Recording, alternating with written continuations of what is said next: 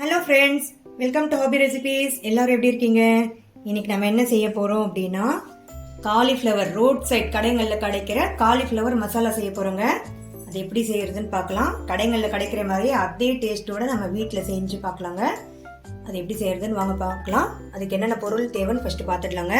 நான் வந்து காலிஃப்ளவர் எடுத்திருக்கேங்க. நான் வந்து ஒரு பாதி காலிஃப்ளவர், மீடியம் சைஸ் காலிஃப்ளவரில் பாதி எடுத்து அதை வந்து ஹாட் வாட்டரில் போட்டு க்ளீன் பண்ணி எடுத்து வச்சுருக்கேன். அதுக்கப்புறம் ஒரு சின்ன பீஸ் கேபேஜ் எடுத்திருக்கேங்க இதோட சேர்க்கறதுக்காக. அதுக்கப்புறம் வந்து கார்ன்ஃப்ளவர் எடுத்திருக்கேன், மைதா மாவு எடுத்திருக்கேன், ஒரு பெரிய சைஸ் வெங்காயத்தை நல்லா குட்டி குட்டியாக கட் பண்ணி எடுத்திருக்கேன், ஒரே ஒரு தக்காளி எடுத்திருக்கேங்க, கொத்தமல்லி எடுத்திருக்கேன், மிளகாத்தூள், சால்ட்டு, மஞ்சள் தூள், அப்புறம் வந்து டொமேட்டோ சாஸ் எடுத்திருக்கேன், இஞ்சி பூண்டு பேஸ்ட் எடுத்திருக்கேன், அப்புறம் கரம் மசாலா எடுத்திருக்கேங்க. வாங்க ஃப்ரெண்ட்ஸ், ஃபர்ஸ்ட் வந்து இந்த கேபேஜையும் காலிஃப்ளவரையும் நம்ம வந்து சின்னதாக கட் பண்ணி எடுத்துக்கலாங்க. இந்த மாதிரி குட்டி குட்டியாக கட் பண்ணி எடுத்துக்கோங்க.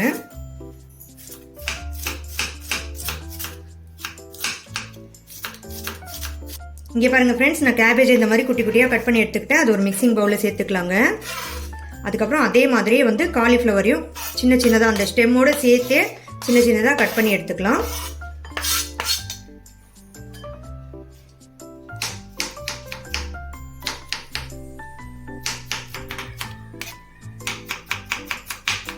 இந்த மாதிரி நல்லா குட்டி குட்டியாக கட் பண்ணி எடுத்துக்கோங்க.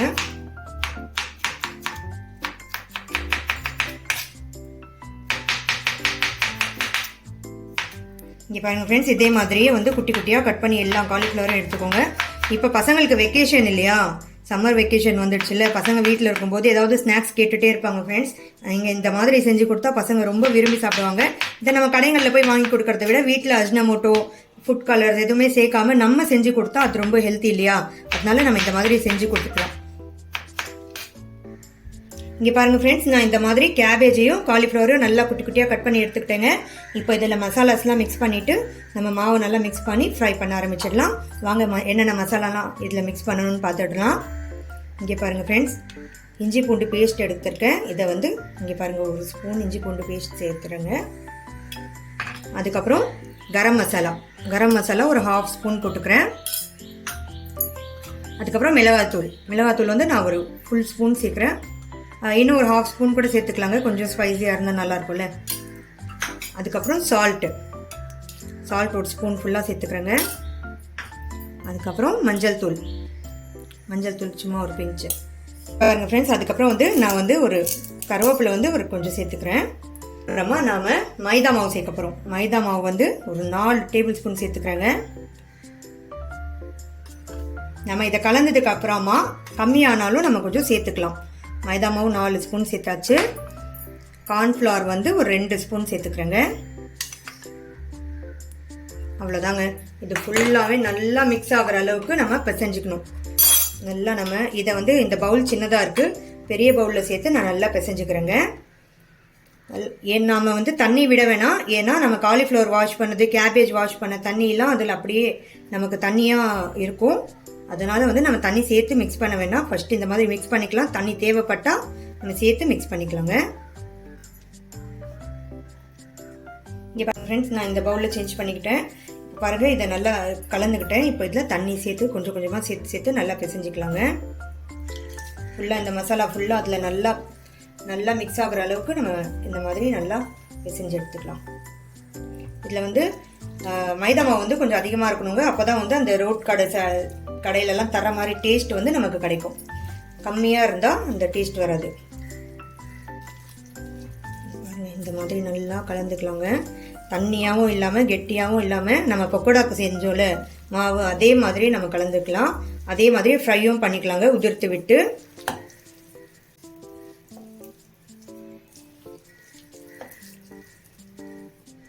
மாதிரி நல்லா பிசைஞ்சு கலந்துக்கோங்க. இப்போ பாருங்கள், எல்லாமே நல்லா கலந்தாச்சு. இப்போ நமக்கு இதில் இன்னொரு ஸ்பூன் வந்து நம்ம மைதா மாவு சேர்த்துக்கலாங்க. மாவு வந்து கொஞ்சம் கம்மியாக தெரியுது, அதுக்காக இன்னொரு ஸ்பூன் மைதா மாவு சேர்த்து கலந்துக்கலாம்.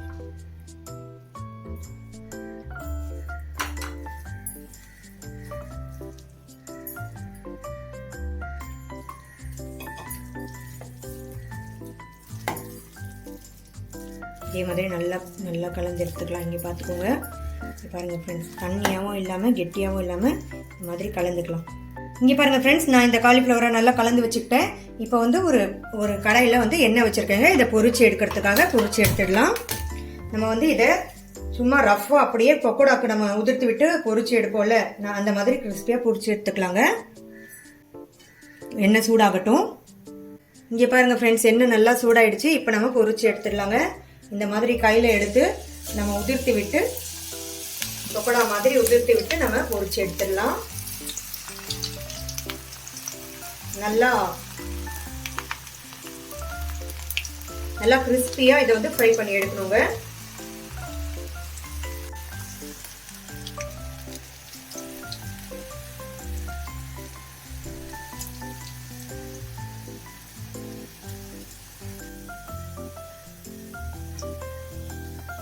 இங்கே பாருங்க ஃப்ரெண்ட்ஸ், இந்த மாதிரி உதிர்த்து விட்டுட்டு ஒரு 2 நிமிஷம் கழிச்சு இதை திருப்பி போடலாம். நல்லா ஃப்ரை ஆகட்டுங்க. 2 நிமிஷம் கழிச்சு நல்லா திருப்பி விட்டுட்டு நல்லா கிறிஸ்பியாக வர்ற அளவுக்கு நம்ம ஃப்ரை பண்ணி எடுத்துக்கலாம். இது வந்து நம்ம எப்படியும் வந்து நம்ம இதை வந்து உடைச்சி விட்டு தான் நம்ம அதில் சேர்க்க போகிறோம் மசாலாவில். அதனால இந்த ஷேப்லாம் ஒன்றும் தேவையில்லைங்க, சும்மா நம்ம இதை பொரிக்கணும். அதனால பக்கோடா மாதிரி நல்லா உதிர்த்து விட்டு நம்ம பொரிச்சு எடுத்துக்கலாம். இங்கே பாருங்க ஃப்ரெண்ட்ஸ், இந்த மாதிரி கிறிஸ்பி ஆயிடுச்சு பாருங்க. இந்த மாதிரி கிறிஸ்பி ஆன உடனே இதை எடுத்து வெளியே வச்சுக்கலாம். நல்லா கிறிஸ்பியா இந்த மாதிரி ஃப்ரை பண்ணி எடுத்து வச்சுக்கோங்க. இது வந்து சாப்பிட அவ்வளோ டேஸ்டியா இருக்குங்க. நம்ம வந்து ஈவினிங் ஸ்நாக்ஸா இதை சாப்பிடலாம், இல்லைன்னா சாப்பாடோட கூட தொட்டு சாப்பிடலாம். அவ்வளோ சூப்பரா இருக்கும். இதை வந்து பசங்க அப்படியே கூட விரும்பி சாப்பிடுவாங்க. ஆனா மசாலில் சேர்த்து சாப்பிட்டாதான் அதோட டேஸ்ட். இதே மாதிரி எடுத்துட்டு மீதி உள்ளதையும் அதே மாதிரி சேர்த்துடலாங்க. அதே மாதிரி ஃப்ரை பண்ணி நல்லா கிறிஸ்பியா ஃப்ரை பண்ணி எடுத்துக்கலாம்.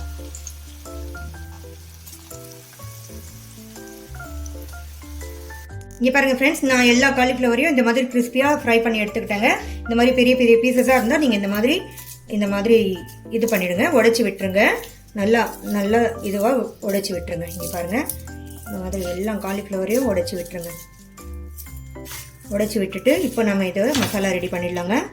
இந்த காலிஃப்ளவர் பக்கோடா மாதிரி ரெடி ஆகிடுச்சு. இது வந்து நான் ஒரு 6 பேர் தாராளமாக சாப்பிடலாங்க. நான் எடுத்துருக்க இந்த குவான்டிட்டி. உங்களுக்கு எவ்வளோ தேவையோ அவ்வளோ நீங்கள் எடுத்து ஃப்ரை பண்ணி எடுத்துக்கோங்க. ஃப்ரெண்ட்ஸ், நான் ஒரு பேன் வச்சுருக்கேன். ஸ்டவ்வில் பேன் வச்சு ஆன் பண்ணிக்கிட்டேன். சூடாகிடுச்சு. இப்போ வந்து நான் ஒரு 2 ஸ்பூன் வந்து எண்ணெய் சேர்த்துக்கிறேங்க. இன்னொரு ஸ்பூன் கூட சேர்த்துக்கலாம். கொஞ்சம் சூடாகட்டும்.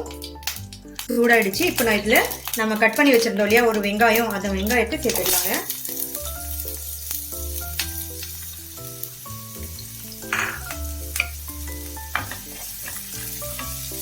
இந்த வெங்காயம் ரொம்ப வதங்கணுங்கிற அவசியம் இல்லைங்க. இங்கே பாருங்க, இது கூடவே வந்து நான் கொஞ்சம் கருவேப்பிலை சேர்த்துக்கிறேன். இது வந்து லைட்டாக வதங்கினா போதுங்க, அதிகமாக வதங்கணுங்கிற அவசியம் இல்லை. ஒரு கண்ணாடி பதம்னு சொல்லுவாங்க பாத்தீங்களா, அந்த பதத்துக்கு வந்தா போதும்.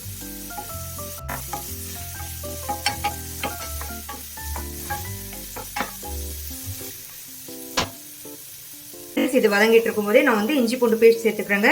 நான் ஒரு ஸ்பூன் இஞ்சி பூண்டு பேஸ்ட் சேர்க்கிறேன். இது நல்லா வதக்கிக்கலாம். இங்க பாருங்க, வெங்காயம் எவ்வளவு வதங்கி இருக்குன்ட்டு. இன்னும் கொஞ்சம் வதங்கினா போதுங்க. அதுக்கப்புறம் நம்ம எல்லா மசாலாஸும் ஆட் பண்ணிடலாம்.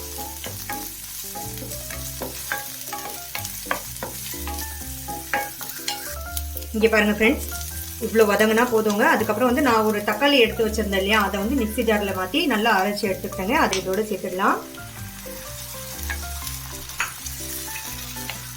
சேர்த்துட்டு இதில் வந்து நம்ம லைட்டாக மஞ்சள் தூள், ஏற்கனவே நம்ம வந்து அந்த காலிஃப்ளவர் பக்கோடா மாதிரி ஃப்ரை பண்ணியிருக்கோம்ல, அதில் சில்லி பவுடர் சேர்த்துருக்கோம். அதனால இதில் கம்மியாக சேர்த்துக்கலாங்க. இங்கே பாருங்க, நான் ஒரே ஒரு ஸ்பூன் மட்டும் சேர்க்குறேன்.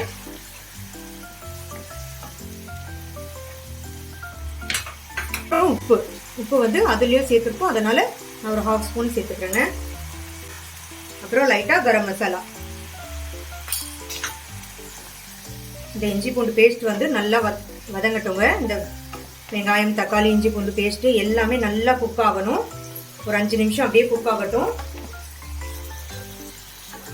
இங்கே பாருங்கள் ஃப்ரெண்ட்ஸ், அந்த வெங்காயம் தக்காளிலாம் அங்கே நல்லா குக் ஆகிட்டு இருக்கட்டும். அது வரைக்கும் நம்ம வந்து ஒரு பவுல் எடுத்து அதில் 1 ஸ்பூன் கார்ன்ஃப்ளவர் சேர்த்துக்கலாங்க. இங்கே பாருங்கள், 1 ஸ்பூன் ஃபுல்லாக கார்ன்ஃப்ளவர் சேர்த்துக்கிட்டேன். அதில் ஒரு பவுல் ஃபுல்லாக தண்ணி ஊற்றி நல்லா கரைச்சி வச்சுக்கணுங்க. லம்ஸ் எதுவும் இல்லாமல் நல்லா கரைச்சிக்கலாம். இங்கே பாருங்கள், இந்த மாதிரி நல்லா கரைச்சி எடுத்து வச்சுக்கிட்டேன். இது கரைச்சி இதை வந்து சைடில் எடுத்து வச்சிடலாம். இங்கே பாருங்கள் ஃப்ரெண்ட்ஸ், இந்த வெங்காயம் தக்காளிலாம் நல்லா குக் ஆகிடுச்சு. இப்போ இந்த ஸ்டேஜில் வந்து நான் ஒரு 2 ஸ்பூன் வந்து டொமேட்டோ சாஸ் ஆட் பண்ணுறேங்க. இங்கே பாருங்கள், 2 ஸ்பூன் ஆட் பண்ணிவிட்டு நல்லா கலந்து விட்டுக்கலாம். இப்போது நம்ம இந்த கலந்து வச்சுருந்தோம் இல்லையா, இந்த சோள மாவு கார்ன்ஃப்ளவர் கலந்து வச்சுருந்தோம்ல, அதை இதோட சேர்த்துக்கலாங்க.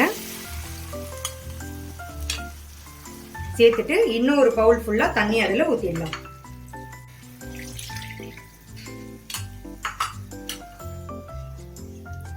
இங்கே பாருங்கள் ஃப்ரெண்ட்ஸ், நம்ம கார்ன்ஃப்ளவர் சேர்த்ததுக்கு அப்புறமா இது நல்லா இங்கே பாருங்கள் கெட்டியாக ஆரம்பிச்சிடுச்சு. இப்போ இந்த ஸ்டேஜில் நம்ம இந்த ஃப்ரை பண்ணி வச்சுருந்தோம்ல, அது எல்லாத்தையுமே சேர்த்துடலாங்க. சேர்த்துட்டு நல்லா உடைச்சி விட்டுக்கலாம்.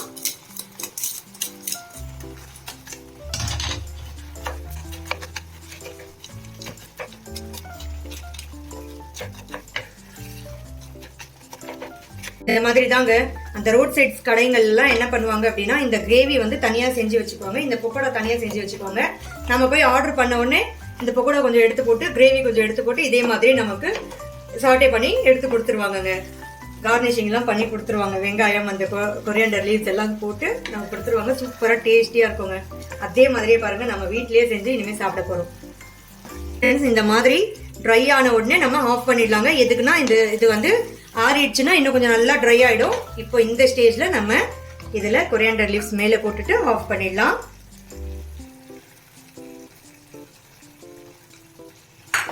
பாருங்க, சூப்பரான நம்ம காலிஃப்ளவர் மசாலா சூப்பராக ரெடி ஆகிடுச்சுங்க. இப்போ ஆஃப் பண்ணிடலாம். ஆஃப் பண்ணிவிட்டு சர்வ் பண்ணிடலாம் ஃப்ரெண்ட்ஸ். பாருங்க ஃப்ரெண்ட்ஸ், சூப்பரான காலிஃப்ளவர் ரோட் சைட் மசாலா வந்து சூப்பராக ரெடி ஆகிடுச்சு. இதில் உங்ககிட்ட கார்ன் இருந்துச்சுன்னா அந்த கார்னை வந்து ஃப்ரை பண்ணி இதுக்கு மேலே இப்படி போட்டு சூப்பராக சாப்பிடுங்க ஃப்ரெண்ட்ஸ். டேஸ்ட் அட்டகாசமாக இருக்கும். இந்த வீடியோ உங்களுக்கு பிடிச்சிருந்துச்சுன்னா லைக் பண்ணுங்கள், ஷேர் பண்ணுங்கள், கமெண்ட் பண்ணுங்கள். மறக்காமல் என்னோட சேனலுக்கு சப்ஸ்கிரைப் பண்ணுங்கள் ஃப்ரெண்ட்ஸ். தேங்க்யூ.